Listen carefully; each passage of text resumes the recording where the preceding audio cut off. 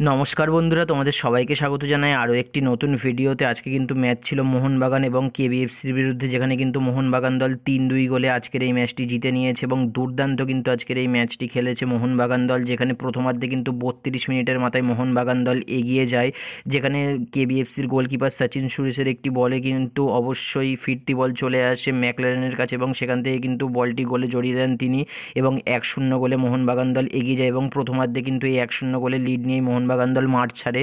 এরপর দ্বিতীয়ার্ধে গিয়ে কিন্তু অবশ্যই কেবিএফসি দল দারুণ কিছু অ্যাটাক তুলে আনে, যেখান থেকে কিন্তু তারা প্রথম গোলটি পেয়ে যায় জেমিনেজ। সেখানেও কিন্তু মোহনবাগান দলের ডিফেন্ডারদের এবং গোলকিপারের বোঝাপড়ার খামতির কারণেই কিন্তু এই গোলটি কেবিএফসি দল করতে পেরেছে। এরপর গিয়ে কিন্তু তারা আরও একটি গোল করে যায়, যেখানে কিন্তু অবশ্যই তাদের ডিফেন্ডার একটি গোল করে এবং 2-1 গোলে কিন্তু কেবিএফসি দল এগিয়ে যায়। এরপর 85 মিনিটের মাথায় কিন্তু অবশ্যই জেসন কামিংস গোল করে মোহনবাগান দলকে 2-2 গোলের সমতায় ফিরিয়ে দেয়।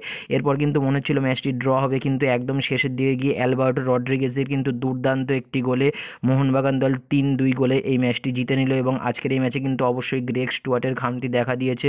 সো তোমাদের আজকের এই ম্যাচটি কেমন লেগেছে অবশ্যই কমেন্ট বক্সে কমেন্ট করে জানিয়ে দিও এবং মোহনবাগান দল কিন্তু এই ম্যাচটি জেতার ফলে কিন্তু পয়েন্টস টেবিলের অবশ্যই শীর্ষে চলে এলো।